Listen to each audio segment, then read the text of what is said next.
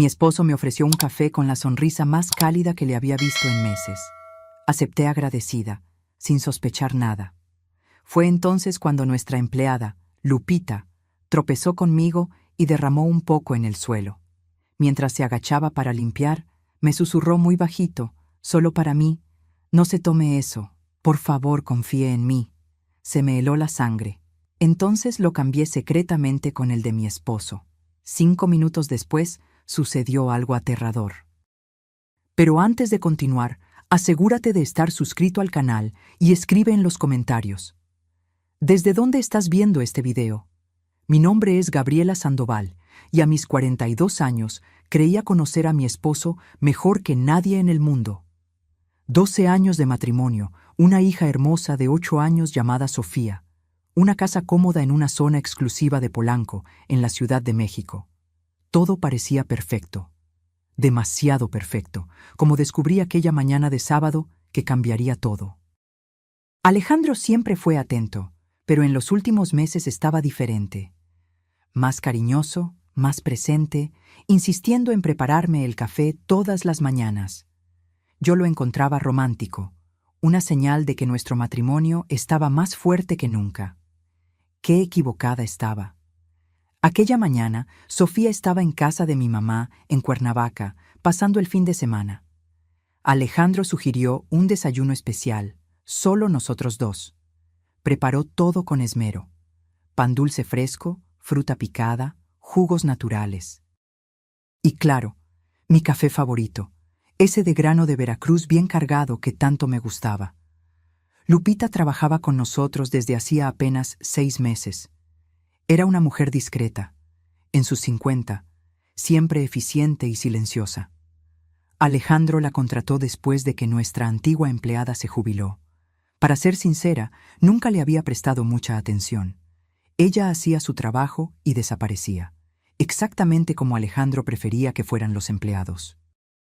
Pero aquella mañana, mientras Alejandro me servía el café con esa sonrisa perfecta, noté algo extraño en los ojos de Lupita. Estaba parada cerca de la puerta de la cocina, observando la escena con una expresión que no lograba descifrar. ¿Miedo? ¿Urgencia? No estaba segura.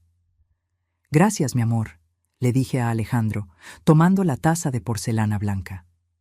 El aroma del café era inconfundible, exactamente como me gustaba. Me llevé la taza a los labios, lista para dar el primer sorbo. Fue cuando Lupita se movió. Demasiado rápido para alguien que normalmente era tan cuidadosa. Cruzó la sala cargando una charola con cubiertos limpios.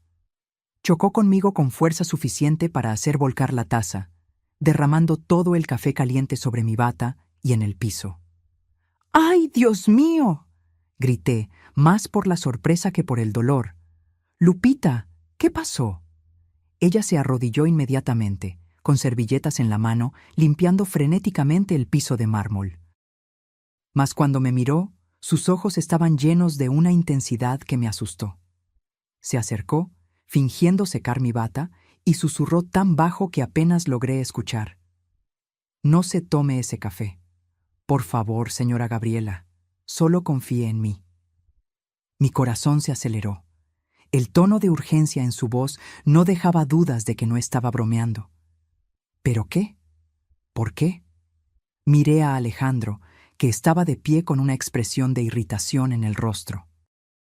«Lupita, por el amor de Dios», dijo él con la voz más alta de lo necesario.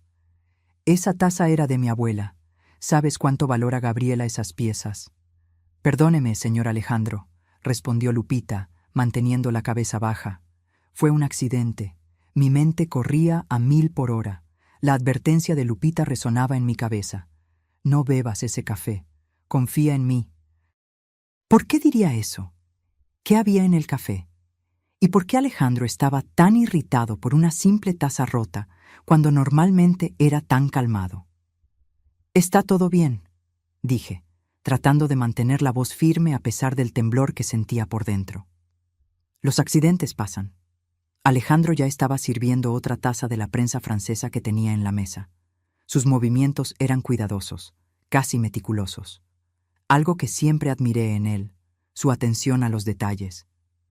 Pero ahora, observándolo verter el líquido oscuro en la nueva taza, sentí un escalofrío recorrer mi espalda. «Aquí tienes, amor», dijo, entregándome la taza con esa misma sonrisa cálida. «Ten cuidado de no derramar de nuevo». Tomé la taza con manos temblorosas. Lupita aún estaba en el suelo, recogiendo los pedazos de la taza rota, pero sus ojos encontraron los míos por un breve segundo. Había súplica en esa mirada, una petición silenciosa para que le creyera. Mi mente trabajaba frenéticamente. Si Lupita tenía razón, si había algo malo con aquel café, necesitaba un plan. No podía simplemente rechazar beberlo frente a Alejandro. Él sospecharía, y si realmente había puesto algo en el café, no quería ni pensar en lo que podría pasar. «¿Sabes una cosa?», dije, forzando una sonrisa. «Tengo tanta hambre que creo que voy a comer algo primero. ¿Quieres compartir un bolillo con mermelada?». Alejandro dudó por una fracción de segundo antes de sonreír. «Claro, querida, deja que te lo traiga». Se levantó y fue hasta la barra de la cocina. Fue todo lo que necesité. Con un movimiento rápido, tomé su taza, que estaba al lado de mi plato, y la cambié con la mía. Mi corazón latía tan fuerte que estaba segura de que él podría escucharlo. Cuando Alejandro volvió con el pan, yo ya estaba sosteniendo su taza, como si fuera la mía. No notó el cambio. ¿Por qué lo notaría? Al fin y al cabo, éramos marido y mujer. Confiábamos el uno en el otro, o al menos eso pensaba yo. «Gracias, amor», dije, tomando el pan que él me ofrecía. Mordí despacio, observándolo por encima del borde de la taza que ahora estaba frente a mí. Su taza. ¿O sería la mía? Alejandro tomó su taza, en realidad la mía, y dio un trago largo. Yo apenas podía respirar, observando cada movimiento suyo. Si Lupita estaba equivocada, si yo acababa de hacer el cambio por nada, Alejandro iba a pensar que estaba loca. Pero si ella tenía razón, los primeros 2 minutos fueron una tortura. Alejandro continuó comiendo normalmente, haciendo comentarios sobre lo feliz que estaba por tener este tiempo juntos. Yo respondía en automático, mis ojos fijos en él, buscando cualquier señal de que algo andaba mal. Fue en el 3er minuto que me di cuenta. Su mano tembló levemente al tomar otro pedazo de pan. Parpadeó varias veces seguidas, como si tuviera dificultad para enfocar la vista. «¿Estás bien?», pregunté, mi voz saliendo más aguda de lo que pretendía. «Lo estoy», respondió, pero su voz sonaba extraña, un poco arrastrada. «Solo me siento un poco mareado». Lupita aún estaba en la sala, ahora fingiendo acomodar unos libros en el estante. La vi girarse ligeramente, observando a Alejandro con atención. En el 4.º minuto, Alejandro se llevó la mano a la frente. «Gabriela, yo no me estoy sintiendo muy bien». Su rostro se estaba poniendo pálido, gotas de sudor comenzaban a formarse en su frente. Intentó levantarse, pero sus piernas flaquearon. «¡Alejandro!», grité, saltando de la silla y corriendo hacia él. Fue cuando sucedió. Sus ojos se pusieron en blanco y su cuerpo entero comenzó a convulsionar. Cayó de la silla, golpeando con fuerza el suelo. Sus extremidades se contraían violentamente. Espuma comenzaba a formarse en las comisuras de su boca. Yo estaba paralizada, mi cerebro incapaz de procesar lo que estaba viendo. Mi esposo, el hombre con quien había vivido por 12 años, estaba en el suelo, teniendo una convulsión. Y yo sabía, con una certeza absoluta y aterradora, que ese café era para mí. Lupita corrió al teléfono. «Voy a llamar a la ambulancia». Pero mientras marcaba, se giró hacia mí y nuestros ojos se encontraron. En esa mirada vi confirmación. Ella sabía. De alguna forma, Lupita sabía exactamente lo que Alejandro había planeado hacerme. La ambulancia llegó en tiempo récord, pero para mí pareció una eternidad. Me quedé arrodillada al lado de Alejandro, observando su cuerpo temblar incontrolablemente, sin saber si debía ayudarlo o alejarme. Ese hombre había intentado matarme. Ese hombre que juró amarme y protegerme había puesto veneno en mi café. Los paramédicos lo estabilizaron y lo llevaron de urgencia al Hospital Médica Sur. Yo lo seguí en la ambulancia, sentada en silencio mientras ellos trabajaban para mantener a Alejandro con vida. Mi mente estaba en blanco, incapaz de procesar la magnitud de lo que había sucedido. Lupita había insistido en ir con nosotros. No dijo nada durante el viaje, pero su presencia era reconfortante de alguna forma extraña. Esa mujer que yo apenas conocía acababa de salvarme la vida. En el hospital, Alejandro fue llevado directo a urgencias. Yo fui conducida a una sala de espera fría, con paredes blancas y olor a desinfectante. Lupita se sentó a mi lado, sus manos entrelazadas en su regazo. «Señora Gabriela», dijo bajito, después de varios minutos de silencio, «necesito contarle algunas cosas, cosas que debería haberle contado hace semanas». Me giré para verla a la cara. «¿Cómo sabías? ¿Sobre el café?» Lupita respiró hondo, como si se estuviera preparando para confesar un crimen. «Lo vi poniéndole algo al café de usted. No fue la primera vez». Se me revolvió el estómago. «¿Qué quieres decir con que no fue la primera vez?» «El señor Alejandro le ha estado poniendo algo en su café todas las mañanas desde hace casi un mes. Pero siempre en dosis pequeñas, casi imperceptibles. Hoy le puso mucho más. Yo sabía que esta vez sería fatal». Las implicaciones de lo que ella estaba diciendo me golpearon como un camión. Un mes. Alejandro me había estado envenenando lentamente por un mes entero. De repente, todo tuvo sentido. Los dolores de cabeza constantes que venía teniendo, las náuseas matutinas que atribuía al estrés del trabajo, la fatiga inexplicable que me hacía dormir por horas durante el día. «¿Por qué no me lo dijiste antes?» Mi voz salió más como una acusación de lo que pretendía. Lupita bajó la mirada. «Tenía miedo. Miedo de que usted no me creyera. Miedo de que el señor Alejandro lo descubriera. Él me amenazó con despedirme varias veces cuando notó que yo prestaba demasiada atención a sus hábitos. Necesitaba pruebas antes de decir cualquier cosa. ¿Y tienes esas pruebas?» Ella asintió lentamente y metió la mano en su bolsa. «He estado tomando fotos de él preparando su café, y hay más. Yo encontré cosas en su despacho, documentos». Mi corazón se aceleró. «¿Qué tipo de documentos?» Antes de que Lupita pudiera responder, un médico apareció en la puerta. Era un hombre de mediana edad, con lentes de armazón metálico y expresión grave. «Señora Sandoval, soy el doctor Méndez.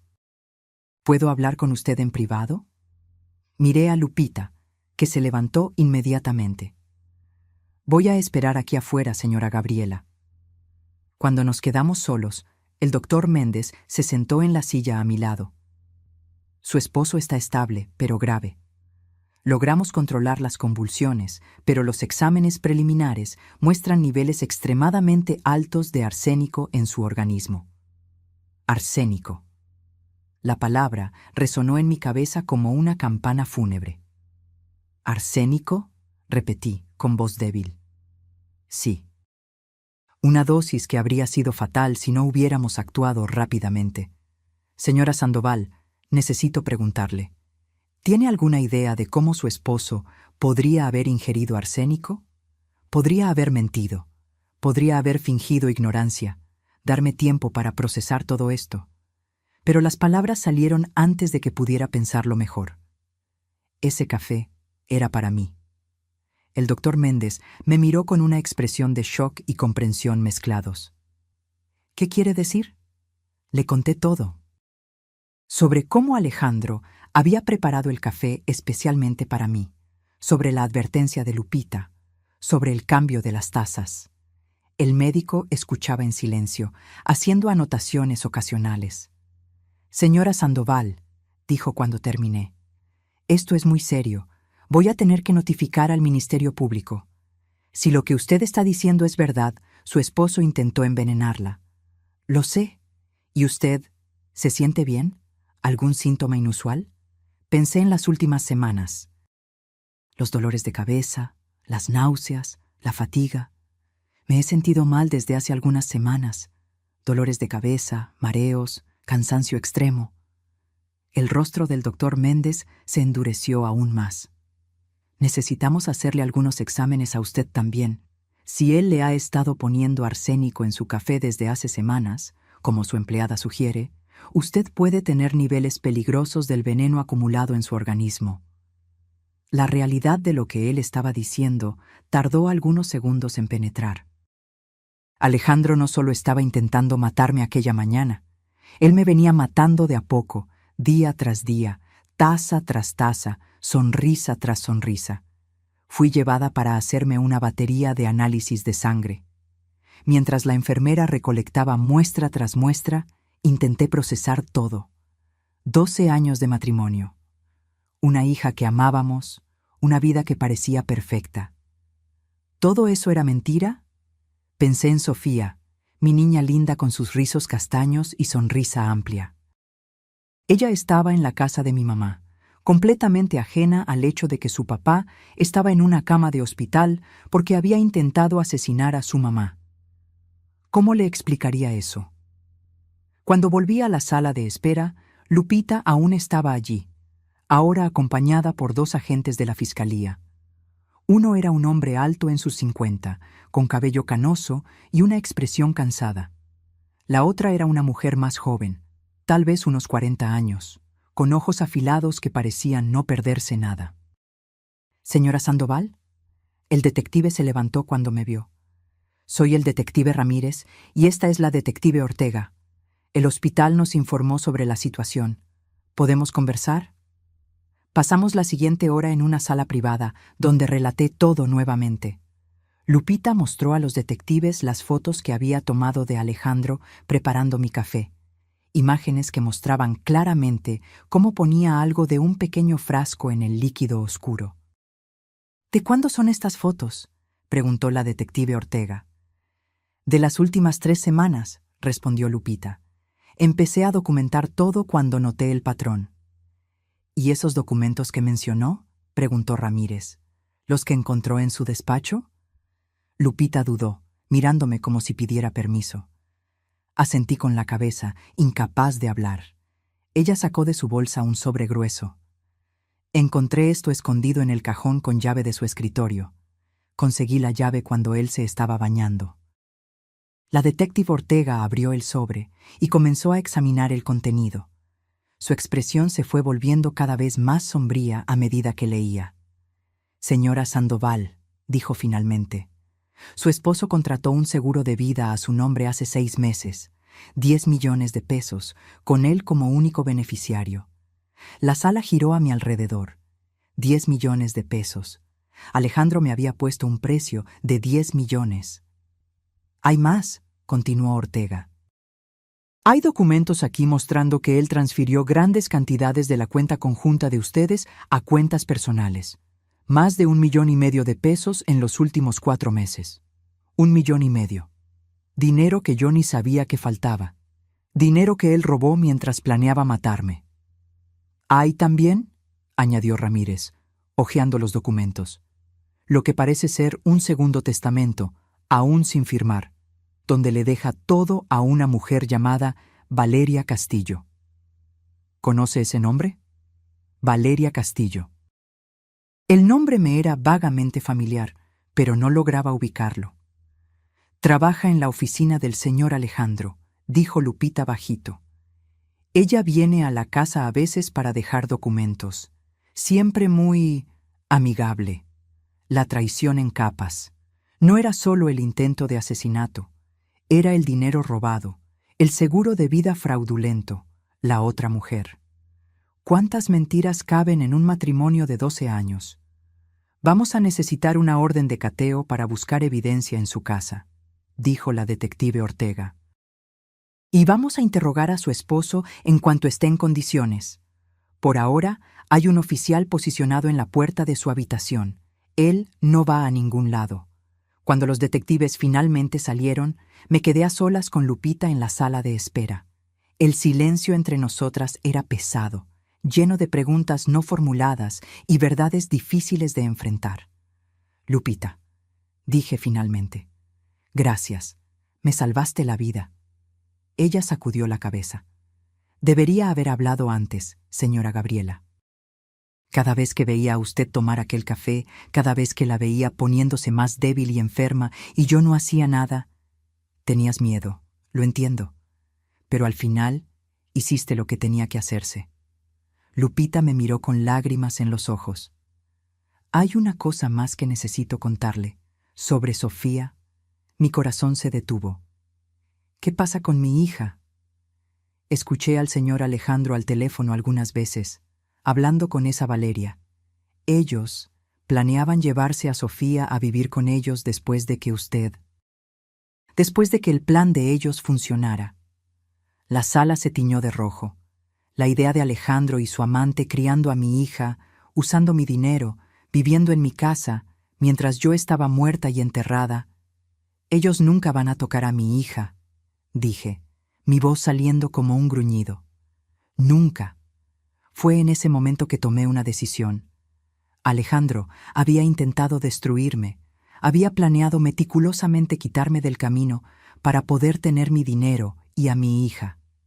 Pero había fallado. Y ahora, él iba a pagar por cada mentira, cada gota de veneno, cada sonrisa falsa que me dio mientras planeaba mi muerte. Los resultados de mis exámenes volvieron al día siguiente. Como el doctor Méndez sospechaba, yo tenía niveles significativos de arsénico en mi sistema. No lo suficiente para ser inmediatamente fatal, pero lo bastante para explicar todos los síntomas que venía experimentando. Si Alejandro hubiera continuado con el envenenamiento gradual por unas semanas más, incluso sin la dosis fatal de aquella mañana, yo probablemente habría muerto de insuficiencia de múltiples órganos. Comencé el tratamiento de quelación inmediatamente. Fue un proceso doloroso y exhaustivo, pero necesario para remover el veneno de mi cuerpo. Mientras tanto, la investigación policial se profundizaba, revelando capa tras capa de mentiras y planificación meticulosa. La casa fue revisada por los peritos. Encontraron el frasco de arsénico escondido en el fondo de un cajón del despacho de Alejandro, disfrazado como un suplemento vitamínico. Encontraron también una segunda computadora, escondida en su vestidor, que contenía meses de correos electrónicos intercambiados entre él y Valeria Castillo. Cuando la detective Ortega me mostró algunos de esos correos, sentí como si estuviera leyendo sobre la vida de una extraña. No podía ser mi esposo escribiendo aquellas cosas sobre mí. Ella está más débil cada día, decía un correo de hace 3 semanas. Apenas logra salir de la cama los fines de semana. No va a tardar mucho ahora, amor. Apenas puedo esperar para deshacernos de ella. Valeria había respondido. Vamos a ser tan felices juntos, tú, yo y Sofía. Seremos la familia perfecta. La familia perfecta. Ellos querían robar mi vida, literalmente. Mi esposo, mi hija, mi casa, mi dinero. Todo planeado con una frialdad que me dejaba con náuseas. Alejandro permaneció en el hospital por una semana antes de ser transferido al reclusorio. Sobrevivió, aunque los médicos dijeron que tendría daños permanentes en los riñones y el hígado. Justicia poética, pensé. Él había intentado envenenarme poco a poco, y ahora su propio cuerpo estaba envenenado. Durante todo este tiempo, mantuve a Sofía lejos de todo. Mi mamá se la llevó a su casa en Cuernavaca, inventando una excusa sobre un viaje de última hora. Sofía tenía apenas 8 años. Ella no necesitaba saber aún que su papá era un monstruo, pero yo sabía que eventualmente tendría que contárselo. Esa conversación me acechaba todas las noches mientras intentaba dormir. Lupita continuó viviendo con nosotras, aunque yo insistí en que ella no necesitaba más trabajar como empleada. Se volvió algo así como una amiga, una aliada en esta pesadilla. Ella conocía la verdad, había visto todo desarrollarse, y su presencia era extrañamente reconfortante. Fue Lupita quien me contó sobre Valeria Castillo. Ella había hecho su propia investigación, descubriendo que Valeria era la secretaria ejecutiva de Alejandro desde hacía 2 años. Ellos comenzaron la aventura 6 meses atrás, exactamente cuando Alejandro contrató el seguro de vida a mi nombre. Ella tiene 28 años. Lupita me dijo una noche, mientras tomábamos té en la cocina. Era extraño cómo mi vida había cambiado. Antes, Lupita servía el té. Ahora, nos sentábamos juntas como iguales, unidas por el trauma compartido. 28, repetí. Yo tenía 42. Claro que Alejandro escogería a alguien más joven. Y tiene deudas, muchas deudas. Tarjetas de crédito, préstamos personales. La policía cree que el dinero fue parte de la motivación para ella. El dinero. Siempre volvía al dinero. Alejandro y Valeria no solo me querían muerta, querían mis recursos financieros. Los 10 millones del seguro de vida, más los activos que yo tenía a mi nombre, más la parte de Alejandro en la empresa que administrábamos juntos. Calculé mentalmente. Ellos habrían salido con más de 25 millones de pesos si el plan hubiera funcionado. 25 millones. Ese era mi valor de mercado, aparentemente, el precio de mi vida. La policía arrestó a Valeria una semana después de que Alejandro fuera llevado al reclusorio. Yo estaba ahí cuando eso sucedió, sentada en una sala de observación con espejo unidireccional, observando mientras los detectives la interrogaban. Era bonita, tenía que admitirlo. Cabello rubio largo, ojos verdes, cuerpo esbelto. Exactamente el tipo de mujer que Alejandro siempre admiró en películas y revistas. Exactamente lo opuesto a mí, con mi cabello castaño corto y cuerpo que nunca volvió completamente a la normalidad después del embarazo de Sofía. Yo no sabía que él la iba a envenenar, Valeria decía, lágrimas escurriendo por su rostro perfectamente maquillado. Él me dijo que Gabriela estaba enferma, que era apenas cuestión de tiempo. Yo nunca imaginé mentiras. Cada palabra que salía de su boca era una mentira. Los correos probaban que ella sabía exactamente lo que Alejandro estaba haciendo. Ella hasta sugirió aumentar la dosis en una ocasión, diciendo que mientras más rápido, mejor. Señorita Castillo, la detective Ortega dijo, su voz fría y profesional. Tenemos correos suyos discutiendo el envenenamiento en detalle. Tenemos mensajes donde usted felicita a Alejandro por dar un paso más. Tenemos pruebas suficientes para condenarla por conspiración para cometer homicidio. El rostro de Valeria palideció. Él me forzó. Alejandro me amenazó. Dijo que me despediría, que arruinaría mi reputación si yo no lo ayudaba. Más mentiras. Las lágrimas eran convincentes, lo admito, pero yo conocía la verdad. Ella no era una víctima. Ella era una cómplice, tan culpable como Alejandro. Cuando el interrogatorio terminó y Valeria fue llevada a una celda, la detective Ortega vino a hablar conmigo. «¿Cómo está?», preguntó, su voz más gentil de lo que yo esperaba. «Sinceramente, no sé. La mitad de mí aún no cree que esto esté pasando. La otra mitad quiere...». Pausé, sin saber cómo expresar la rabia que hervía dentro de mí. «¿Venganza?», Ortega sugirió. «Justicia», corregí. «Quiero que ellos paguen por todo lo que hicieron. No solo a mí, sino a Sofía. Ella va a crecer sin padre por causa de las elecciones de él. Ella va a tener que lidiar con el hecho de que su papá intentó matar a su mamá. ¿Cómo se supera eso?». Ortega puso una mano en mi hombro. «Los niños son más resilientes de lo que pensamos, y ella la tiene a usted. Usted es fuerte, Gabriela, más fuerte de lo que sabe». No me sentía fuerte. Me sentía rota, traicionada, violada de maneras que iban más allá de lo físico. Alejandro no solo intentó quitarme la vida, intentó quitarme mi dignidad, mi autonomía, mi capacidad de confiar. Y de cierta forma tuvo éxito en eso. Pero había algo creciendo dentro de mí también. No era solo rabia, aunque había mucha rabia.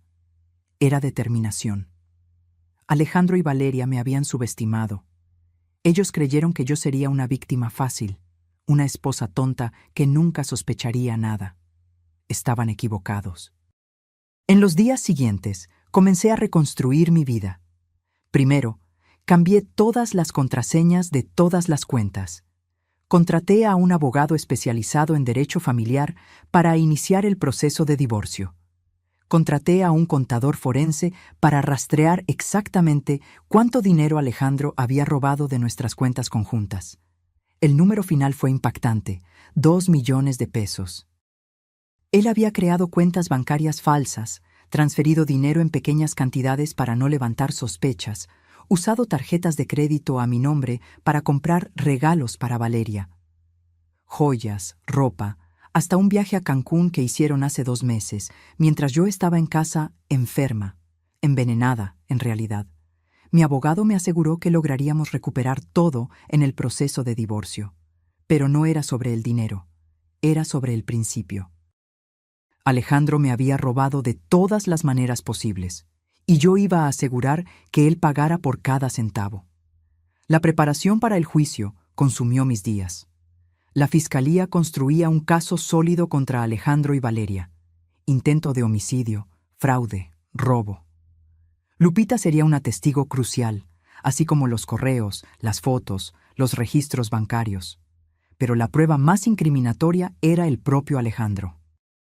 Cuando finalmente fue interrogado, después de recuperarse lo suficiente para hablar, intentó alegar que todo había sido idea de Valeria, que ella lo manipuló, lo sedujo, lo convenció de que yo era un obstáculo para su felicidad. Los fiscales no compraron la historia. Los correos mostraban claramente que Alejandro era el cerebro del plan. Él investigó sobre arsénico, compró el veneno, decidió las dosis.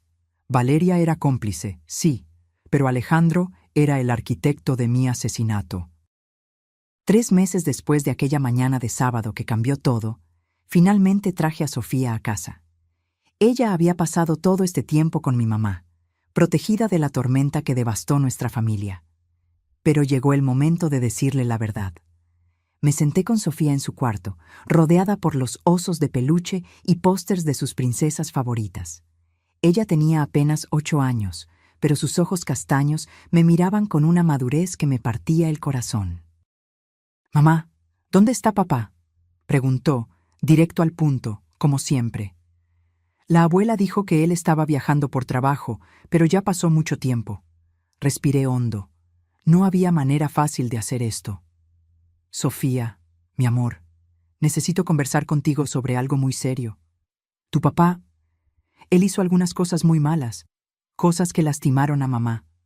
Sus ojos se abrieron mucho. «¿Te pegó?». «No, querida. Fue peor que eso. Él intentó». Mi voz falló. «¿Cómo le dices a una niña de 8 años que su papá intentó matar a su mamá? Él intentó lastimarme de una forma que podría haberme apartado de ti para siempre». Vi el momento en que ella comprendió. Sus manos pequeñas apretaron el osito de peluche que sostenía, sus ojos llenándose de lágrimas. «¿Papá quería que te murieras?». Su voz era tan pequeña, tan rota. «Sí, mi amor, él quería». Sofía rompió en llanto, y yo la jalé a mis brazos, sintiendo mi propio corazón despedazarse. Ella lloró por casi 1 hora, haciendo preguntas que yo respondí de la mejor forma que pude, siendo honesta, pero tratando de no destruir completamente la imagen que ella tenía de su padre.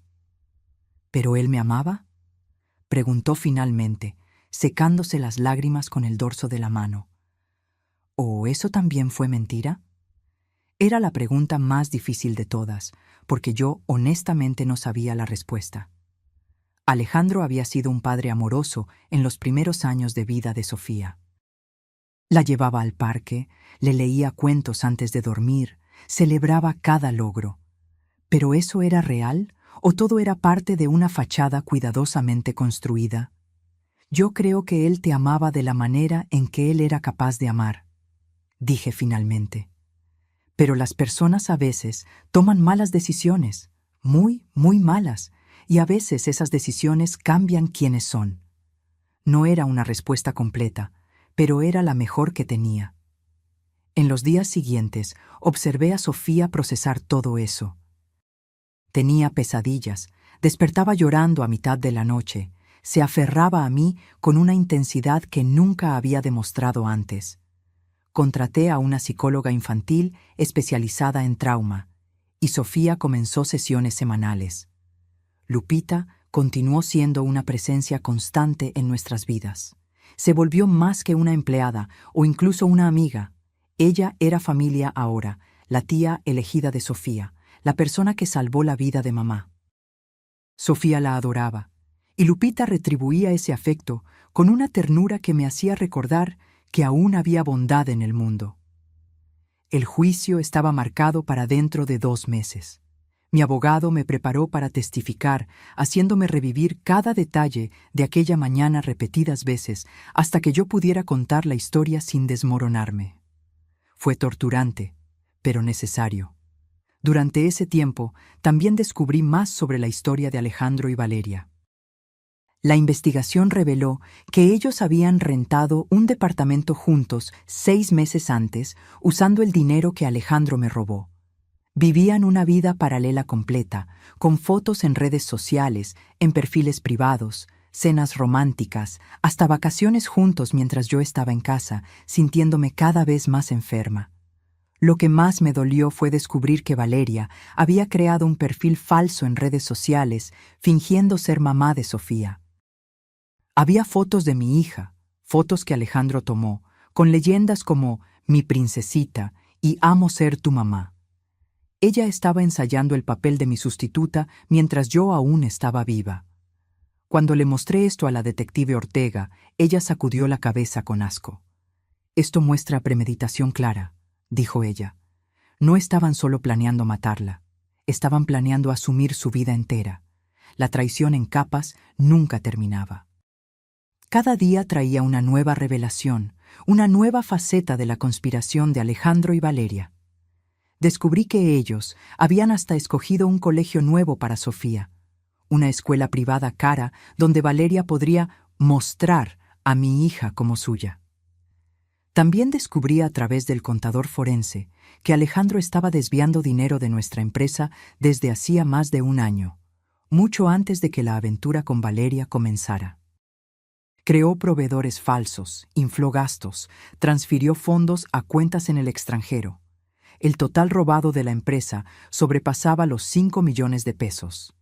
Tuve que reunirme con los otros socios de la empresa para explicar la situación. Fue humillante admitir que yo no había notado lo que mi propio esposo estaba haciendo, pero ellos fueron sorprendentemente comprensivos. Quitaron a Alejandro de todos los cargos e iniciaron procesos legales para recuperar el dinero robado. La empresa que Alejandro y yo construimos juntos a lo largo de 10 años ahora era solo mía. Debería haber sido un momento de victoria, pero todo lo que sentí fue vacío. Todo estaba contaminado por sus mentiras. Una noche, cerca de 1 mes antes del juicio, Lupita me encontró llorando en la cocina. Era tarde. Sofía ya estaba durmiendo y yo había pasado la noche revisando documentos del caso con mi abogado.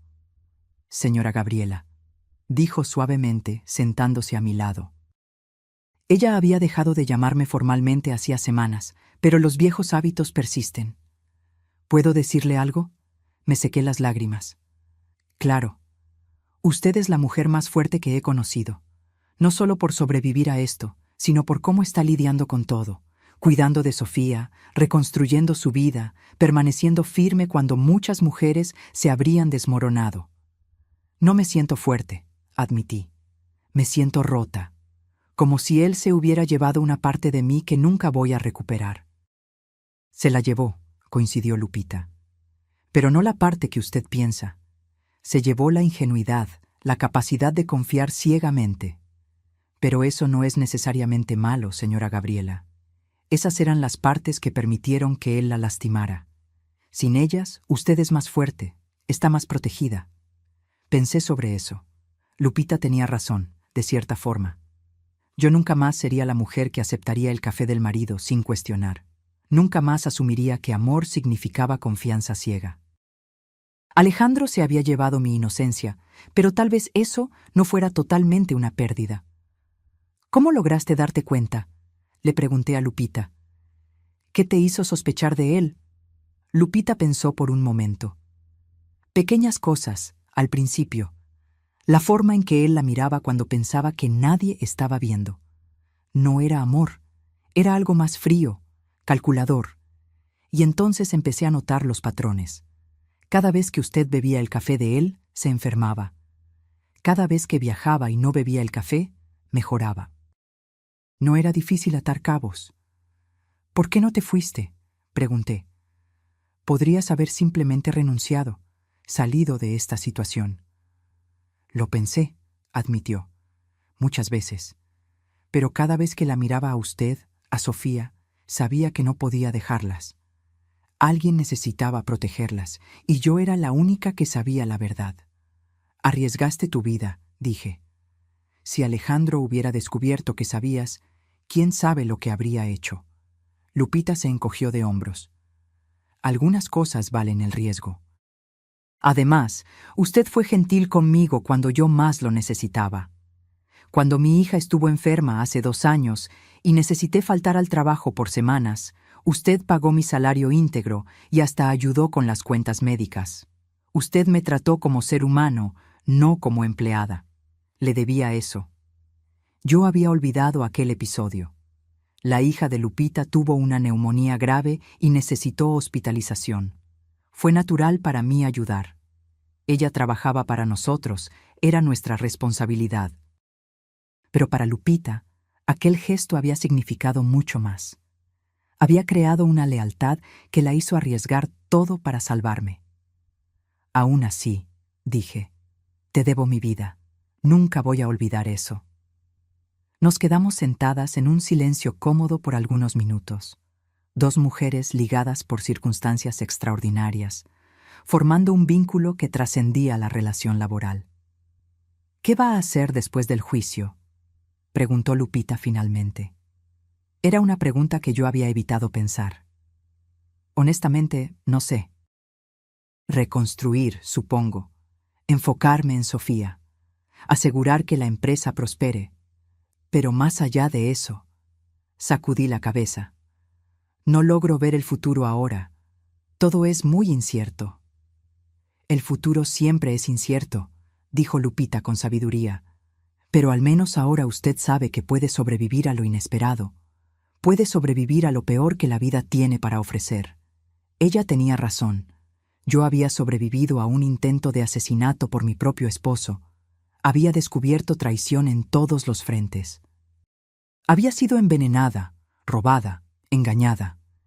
Y aún estaba aquí, aún luchando, aún de pie. Eso tenía que significar algo. Aquella noche, por primera vez en meses, logré dormir sin pesadillas. Aún estaba el juicio por delante, aún estaba Sofía para cuidar, aún había una vida para reconstruir. Pero por primera vez desde aquella mañana de sábado, sentí una chispa de esperanza, pequeña, frágil, pero real.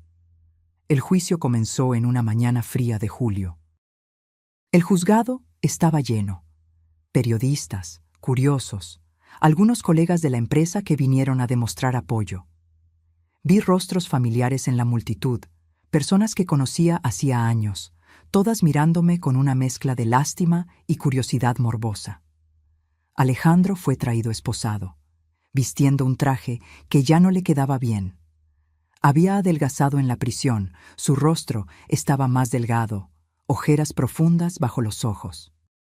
Cuando nuestras miradas se cruzaron, busqué alguna señal de remordimiento, de arrepentimiento. No vi nada más que rabia mal disimulada. Valeria entró separadamente, usando un vestido sobrio azul marino, cabello recogido en un chongo conservador. Parecía joven y vulnerable, exactamente la imagen que su abogado quería proyectar. La víctima manipulada por el hombre mayor y poderoso. Pero yo conocía la verdad.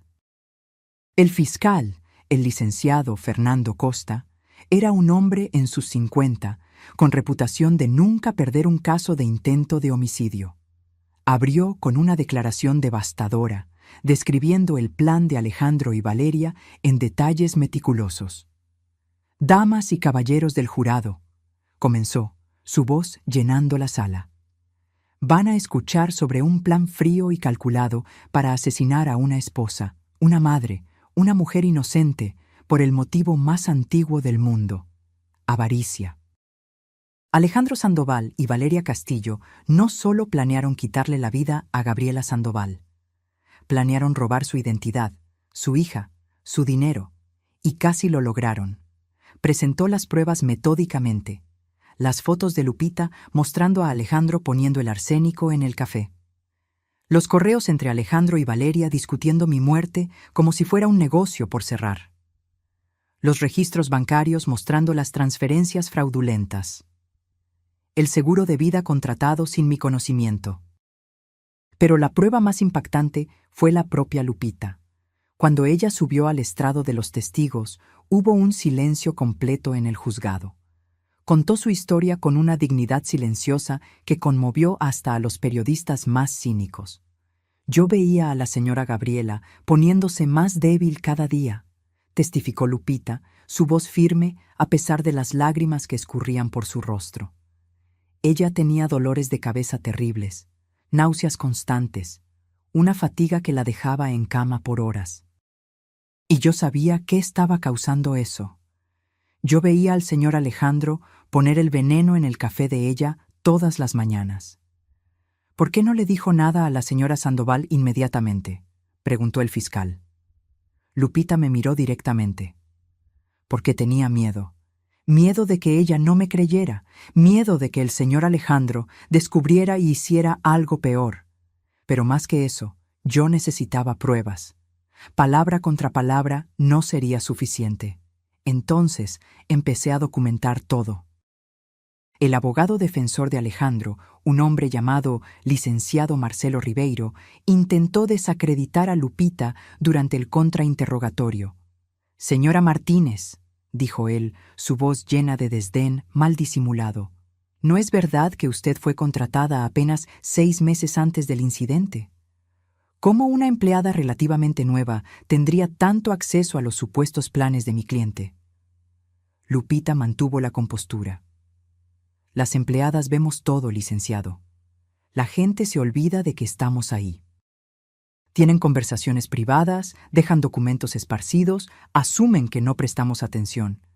Pero nosotras sí prestamos atención, especialmente cuando vemos algo malo sucediendo». Fue una respuesta perfecta. Vi a varias personas asentir en concordancia. Cuando llegó mi turno de testificar, sentí como si estuviera caminando hacia el propio juicio final. Todas las personas en la sala me observaban, juzgando no solo mi testimonio, sino mi falla en notar que mi esposo me estaba envenenando. El fiscal me guió a través de aquella mañana de sábado, haciéndome revivir cada momento. Describí el café que Alejandro preparó con tanto cuidado, la advertencia susurrada de Lupita, la decisión en una fracción de segundo de cambiar las tazas. Y entonces, la convulsión de Alejandro, el caos que siguió, la revelación aterradora de que él había intentado matarme. «¿Cómo se sintió en aquel momento?», preguntó el fiscal. «Cuando se dio cuenta de que el café era para usted». Cerré los ojos, recordando. Me sentí como si estuviera cayendo, como si el suelo hubiera desaparecido debajo de mí. 12 años de matrimonio, una hija que amábamos, una vida que yo pensaba que era sólida y real. Todo revelado como mentira en un único instante. ¿Y los síntomas que venía sintiendo antes de aquella mañana? ¿Cuándo se dio cuenta de que eran causados por envenenamiento? Cuando el médico me dijo que yo tenía niveles significativos de arsénico en mi sistema, todo tuvo sentido. Los dolores de cabeza que yo creía que eran estrés. La náusea que atribuí a una infección estomacal. La fatiga que pensé que era solo envejecimiento. Alejandro me estaba matando de a poco, y yo estaba tan ciega de confianza que ni me di cuenta. Durante el contrainterrogatorio, el licenciado Ribeiro intentó hacerme parecer una esposa negligente que no prestaba atención al marido.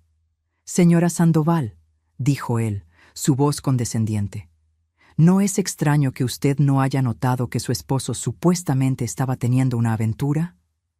¿Que estaba robando dinero de sus cuentas? ¿Que estaba planeando su asesinato? Parece que usted no estaba muy atenta a su matrimonio». La rabia se encendió dentro de mí. Yo confiaba en mi esposo, licenciado. Confianza no es negligencia. Es lo que debería ser la base de cualquier matrimonio.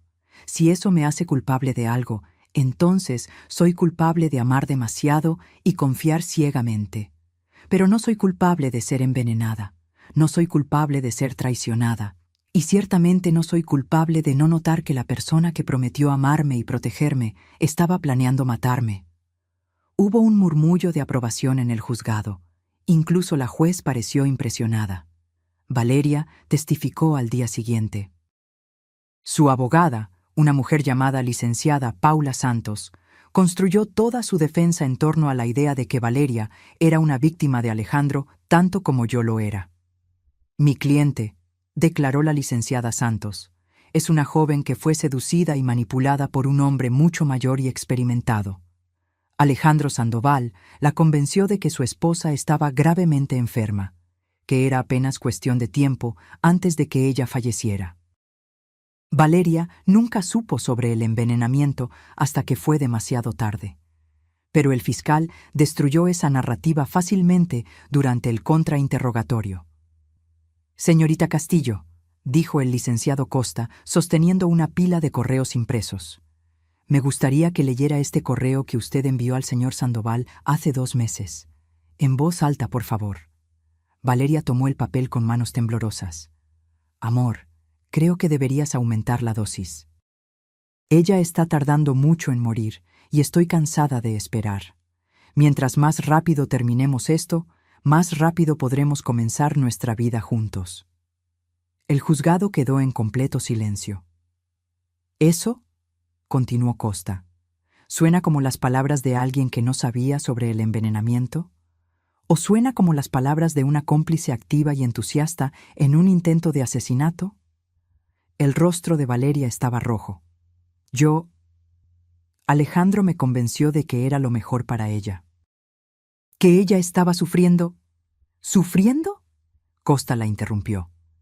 Gabriela Sandoval estaba perfectamente sana antes de que su cliente y el señor Sandoval comenzaran a envenenarla. La única cosa que la hacía sufrir era el arsénico que ustedes ponían en su café todas las mañanas. Fue devastador. Cualquier simpatía que el jurado pudiera haber tenido por Valeria se evaporó en aquel momento. El juicio duró 3 semanas. Testigo tras testigo subió al estrado, cada uno agregando otra capa a la condena de Alejandro y Valeria. El toxicólogo que explicó exactamente cómo el arsénico funciona en el cuerpo humano. El investigador financiero que rastreó cada peso robado. El experto en informática forense que recuperó correos borrados revelando aún más detalles sórdidos del plan. Pero el testimonio más impactante vino de una fuente inesperada. La exesposa de Alejandro, una mujer llamada Carla que yo ni sabía que existía. Alejandro me había dicho que yo era su primer matrimonio. Otra mentira. Él estuvo casado brevemente a los 20 y pocos años, un matrimonio que duró menos de 2 años antes de que Carla pidiera el divorcio. Cuando Carla testificó, todo encajó. Alejandro comenzó a ponerse extraño algunos meses después de nuestro matrimonio, dijo ella. Controlador, posesivo. Él quería saber dónde estaba yo en todo momento, con quién hablaba. Empezó a revisar mi celular, leer mis correos, y entonces comenzó la manipulación psicológica, el gaslighting. ¿Puede explicar qué quiere decir con gaslighting?, preguntó el fiscal. Hacía cosas y después negaba que las hubiera hecho. Movía mis objetos e insistía que yo los había puesto ahí. Hacía planes y después decía que yo lo había olvidado. Él quería hacerme pensar que me estaba volviendo loca. Y funcionó. Empecé a dudar de mi propia cordura. Miré a Alejandro mientras Carla hablaba. Su mandíbula estaba tensa, rabia brillando en sus ojos. No le gustaba que sus métodos fueran expuestos. ¿Por qué cree que él hizo eso?, preguntó el fiscal. Carla me miró directamente cuando respondió. Control. Alejandro necesita tener el control de todo y de todos a su alrededor. Si lo cuestionas, si muestras cualquier señal de independencia, él lo ve como amenaza. Y Alejandro elimina amenazas. Las palabras de Carla resonaron en mí. ¿Cuántas veces Alejandro me había hecho cuestionarme? ¿Cuántas veces insistió que yo estaba exagerando mis síntomas, que estaba imaginando cosas, que estaba siendo paranoica? Él me había estado haciendo gaslighting todo el tiempo, haciéndome dudar de mi propia percepción mientras me envenenaba. ¿Por qué no alertó a Gabriela?, preguntó el abogado defensor durante el contrainterrogatorio. Si usted sabía que Alejandro era peligroso, ¿por qué no dijo nada a la nueva esposa de él? Carla pareció genuinamente angustiada. Yo no sabía que él se había casado nuevamente. Corté todo el contacto después del divorcio. Me mudé de ciudad, reconstruí mi vida. Fue solo cuando vi el caso en las noticias que supe sobre Gabriela, y entonces entré en contacto con la fiscalía inmediatamente, ofreciendo testificar. Fue un testimonio poderoso. Mostraba que el comportamiento de Alejandro no era un momento aislado de locura, sino un patrón que se extendía por décadas. Él era un depredador, y yo era apenas su víctima más reciente. Las deliberaciones del juez duraron solo 6 horas. Cuando retornaron a la sala del tribunal, mi corazón latía tan fuerte que podía escucharlo. Sofía estaba con mi mamá, salvada de tener que ver a su padre ser condenado. Lupita estaba sentada a mi lado, su mano sosteniendo la mía. El juez leyó el veredicto. Culpable, culpable en todos los cargos. Miré a Alejandro y vi su máscara finalmente caer. No había más el encanto calculado, la pose de víctima, solo rabia pura e incontrolable. Los veredictos para Valeria fueron idénticos, culpable en todos los cargos. Ella se desmoronó en lágrimas, pero parecían más de autocompasión que genuino remordimiento. La sentencia fue dictada 2 semanas después. La juez, una mujer llamada doctora Regina Campos, no tuvo piedad. «Señor Sandoval», dijo ella, su voz haciendo eco por el juzgado silencioso, «usted traicionó de la forma más fundamental posible la confianza de alguien que lo amaba.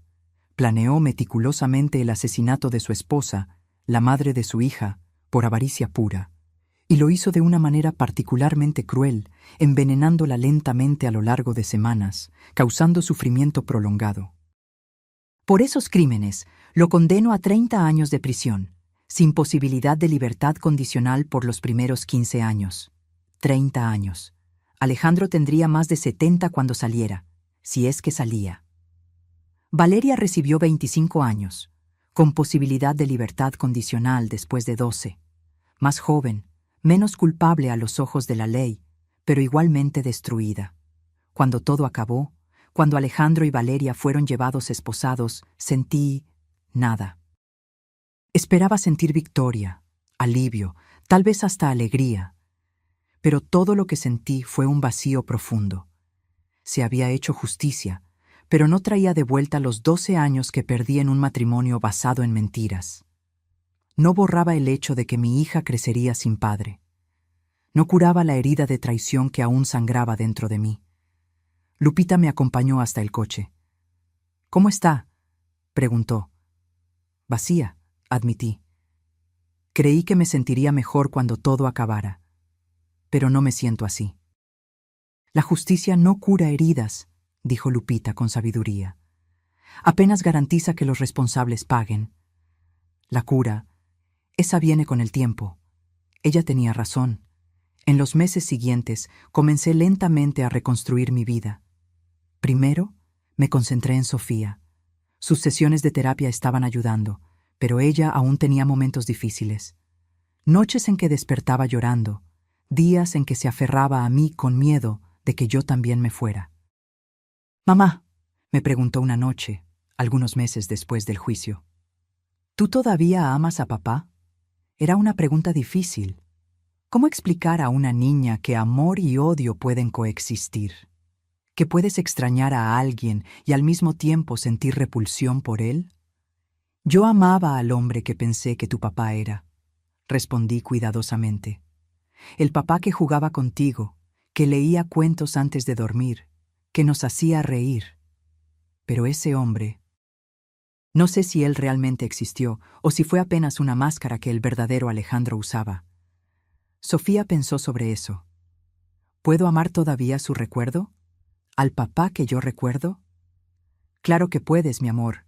Esos recuerdos son tuyos. No dejes que lo que él hizo te quite eso. Fue un consejo que yo misma necesitaba seguir. Pasé tanto tiempo enfocándome en las mentiras de Alejandro que casi olvidé que hubo momentos buenos también. Nuestra primera cita, el nacimiento de Sofía, vacaciones en familia. Esos momentos eran reales para mí, aunque tal vez no lo fueran para él. Y yo tenía el derecho de guardar esos recuerdos sin dejar que ellos borraran la verdad de lo que él era. Lupita decidió continuar viviendo con nosotras, no más como empleada, sino como compañera de casa. Se volvió una figura materna secundaria para Sofía y una amiga inestimable para mí.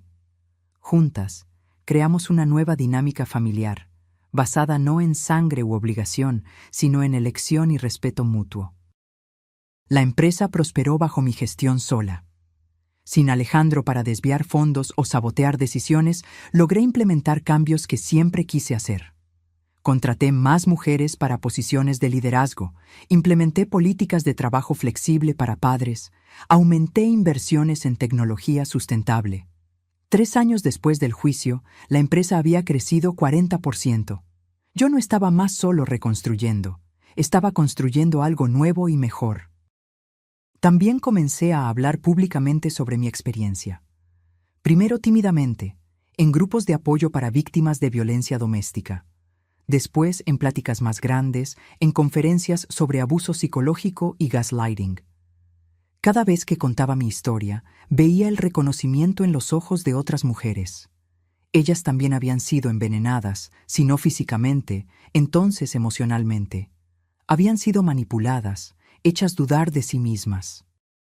Y escuchar que no estaban solas, que podían sobrevivir y prosperar, parecía darles esperanza.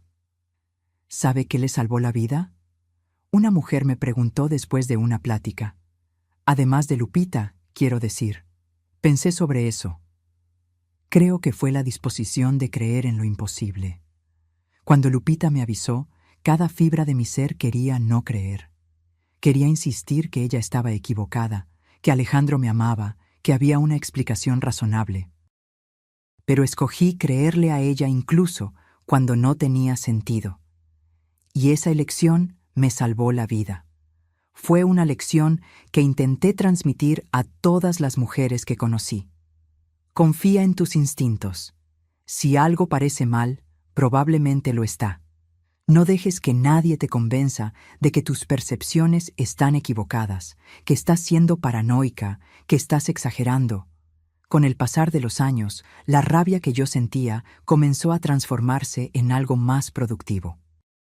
Usé el dinero recuperado de las cuentas fraudulentas de Alejandro para crear una fundación de apoyo a víctimas de envenenamiento doméstico y abuso financiero. La Fundación Gabriela tenía como objetivo proveer recursos legales, médicos y psicológicos para mujeres en situaciones similares a la mía. Lupita se convirtió en la directora ejecutiva de la fundación, usando su experiencia y empatía natural para conectar con las víctimas que ayudábamos. Ella entendía lo que era estar en una posición de impotencia, observando algo terrible suceder y tener que tomar decisiones imposibles sobre cuándo y cómo intervenir. Sofía, ahora con 11 años, estaba floreciendo a pesar de todo. Su terapeuta dijo que los niños son resilientes y ella lo probó todos los días. Aún tenía preguntas sobre su papá a veces, pero había aceptado que él había tomado malas decisiones y ahora estaba pagando por ellas. «Mamá», me dijo recientemente, «cuando crezca, quiero ayudar a personas como tú, y Lupita ayudan. Quiero ser abogada y defender a personas que fueron lastimadas». Mi corazón se hinchó de orgullo. Alejandro había intentado destruir nuestra familia, pero Sofía estaba creciendo fuerte, compasiva y determinada a hacer el bien en el mundo. Esa era la venganza final contra él. Criar una hija que era todo lo que él nunca fue. En cuanto a mí, aprendí a vivir con las cicatrices. Aún tenía pesadillas ocasionales, momentos en que despertaba en pánico, segura de que Alejandro estaba de alguna forma en la casa. Aún tenía momentos de paranoia, verificando todo lo que comía y bebía, incapaz de confiar completamente hasta en personas que probaron su lealtad repetidas veces. Pero también aprendí que las cicatrices son apenas pruebas de que sobreviviste. Ellas no te definen. Ellas solo muestran que fuiste lo suficientemente fuerte para continuar viviendo cuando habría sido más fácil rendirse. 5 años después de aquella mañana de sábado que cambió todo, recibí una carta del reclusorio. Era de Alejandro. Me quedé mirando el sobre por casi 1 hora antes de decidir abrirlo. Parte de mí quería quemarlo, destruir cualquier intento de él de volver a mi vida. Pero otra parte, la parte que aún buscaba comprensión, necesitaba saber qué tenía que decir. La carta era sorprendentemente corta. Gabriela, sé que no merezco tu tiempo o atención. Sé que lo que hice es imperdonable, pero necesito que sepas que no pasa un día sin que yo me arrepienta. No por la prisión, no por haber sido atrapado, sino por lo que les hice a ti y a Sofía. Tú merecías mucho mejor que un esposo que te traicionó de la peor forma posible. Sofía merecía un padre que la amara más de lo que amaba el dinero. No estoy pidiendo perdón. No espero que algún día entiendas por qué hice lo que hice. Honestamente, yo mismo no lo entiendo completamente. Solo quería que supieras que ganaste. No solo en el tribunal, sino en todo. Tomaste los pedazos rotos de tu vida y construiste algo mejor. Escuché sobre tu fundación, sobre cómo estás ayudando a otras mujeres. Eso es más de lo que yo jamás podría haber logrado, incluso con todo el dinero que intenté robarte. Sé que nunca voy a conocer a Sofía nuevamente. Sé que ella probablemente ni se acuerda de mí, o solo recuerda las partes malas. Eso es lo que merezco. Pero si algún día ella pregunta por mí, por favor, dile que su papá la amaba. Incluso cuando estaba haciendo cosas terribles, incluso cuando había perdido todo el sentido de moralidad, esa parte era real. Cuídate, Gabriela. Y gracias, de cierta forma extraña, por salvarme también. Si no hubieras cambiado aquellas tazas, yo te habría matado y tendría que vivir con eso por el resto de la vida. Por lo menos ahora tengo la oportunidad de convertirme en algo mejor. Alejandro. Dejé caer la carta en mi regazo, sentimientos conflictivos inundándome. ¿Era una disculpa sincera? ¿O apenas otra manipulación, un último intento de Alejandro de controlar la narrativa? Le mostré la carta a mi terapeuta en la sesión siguiente. ¿Qué siente al leer esto?, preguntó. Confundida, admití. Parte de mí quiere creer que él está genuinamente arrepentido.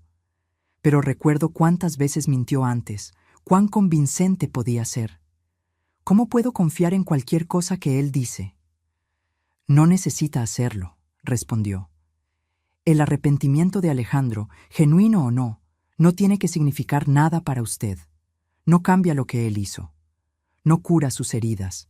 Es sobre él, no sobre usted. Ella tenía razón. Responder o no a la carta de Alejandro no importaba. Guardar o destruir sus palabras no cambiaría mi camino de sanación. Escogí no responder. No por rabia u odio, sino porque simplemente no tenía nada más que decirle. En aquel mismo año, Sofía cumplió 12 años. Hicimos una fiesta pequeña, apenas familia cercana y amigos. Lupita estaba ahí, claro, junto con mi mamá, algunos compañeros de escuela de Sofía y algunos empleados de la fundación que se volvieron parte de nuestra familia extendida. Mientras observaba a Sofía riendo con sus amigas, soplando las velas de su pastel, haciendo planes para el futuro, me di cuenta de algo. Alejandro se había perdido todo esto. Había perdido la oportunidad de ver a su hija crecer, de ser testigo de sus triunfos y consolarla en sus fracasos. Había escogido el dinero sobre ella y ahora pagaba el precio todos los días en una celda de prisión. Esa era la justicia real. No la sentencia del juez o los años de cárcel, sino el conocimiento de que él había desperdiciado algo precioso por algo tan vacío como la avaricia. 6 años después del envenenamiento, encontré paz de una forma que nunca imaginé. No fue un momento dramático de revelación o cura. Fue gradual, como el sol saliendo lentamente sobre el horizonte. Un día simplemente noté que había pasado una semana entera sin pensar en Alejandro. Después un mes. Después varios meses. Mi vida ya no estaba definida por su traición. Estaba definida por mis elecciones, por las vidas que la Fundación tocó, por la relación profunda y verdadera que tenía con Sofía y Lupita, por el negocio que construí, por la fuerza que encontré dentro de mí misma. Comencé hasta a salir en citas nuevamente, algo que pensé que nunca haría. Fue aterrador al principio, confiar en alguien lo suficiente para dejarlo entrar en mi vida, pero descubrí que era posible. Posible amar sin perderse a una misma, confiar sin ser ingenua, abrir el corazón sin volverlo vulnerable a la destrucción. Su nombre era Daniel, un abogado que conocí a través de la Fundación. Él había trabajado en varios de nuestros casos pro bono y me impresionó con su dedicación y compasión genuina. No era como Alejandro, no era encantador o suave, no hacía grandes gestos románticos. Pero era honesto, consistente, y cuando me miraba, veía quién yo realmente era, no quien él quería que yo fuera. ¿Estás segura de esto?, me preguntó Lupita cuando le conté sobre Daniel. No por él, sino por ti. ¿Estás lista? No sé si algún día estaré completamente lista, admití. Pero no puedo dejar que lo que hizo Alejandro me impida vivir. No voy a darle ese poder sobre mí. Daniel conocía mi historia, claro. Todos la conocían.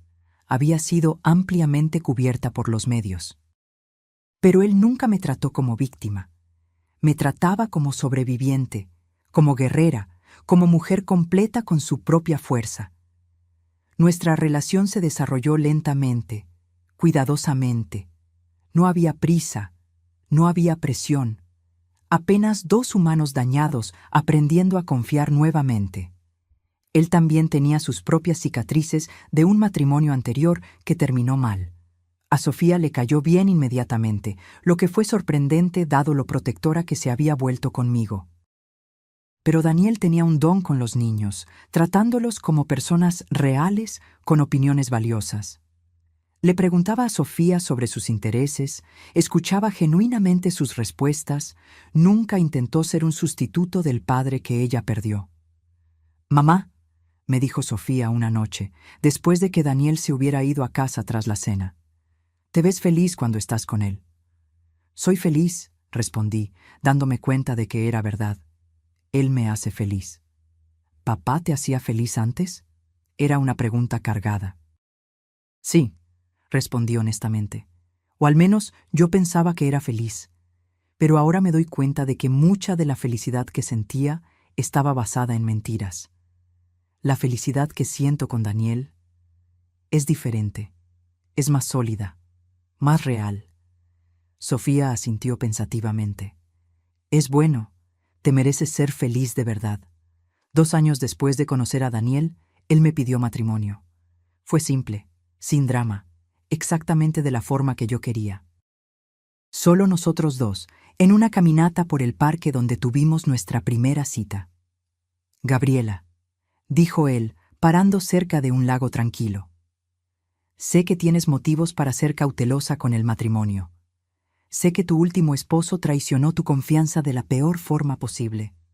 No voy a prometerte que nunca voy a decepcionarte, porque somos humanos y los humanos cometen errores. Pero prometo que nunca voy a mentirte, nunca voy a lastimarte intencionalmente, y siempre voy a respetarte como la mujer increíble que eres». Se arrodilló, sacando una caja simple del bolsillo. «Gabriela Sandoval, ¿me harías el honor de casarte conmigo?».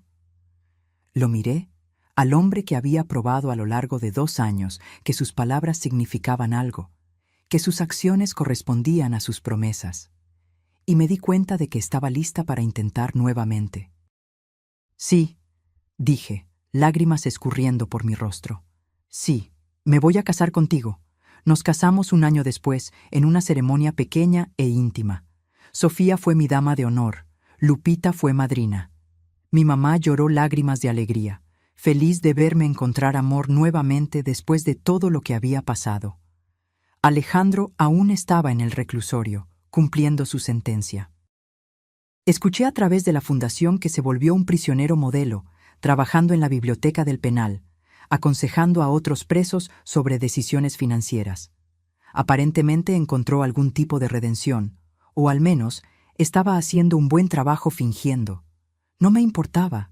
Él era parte de mi pasado, una historia que yo contaba para ayudar a otras personas, pero no más la historia que definía quién yo era. Ahora, si te gustó esta historia, haz clic en suscribirse y dime en los comentarios qué parte te dejó con la boca abierta. Ah, y no olvides convertirte en miembro para tener acceso a videos exclusivos que no subo aquí. Te espero allá.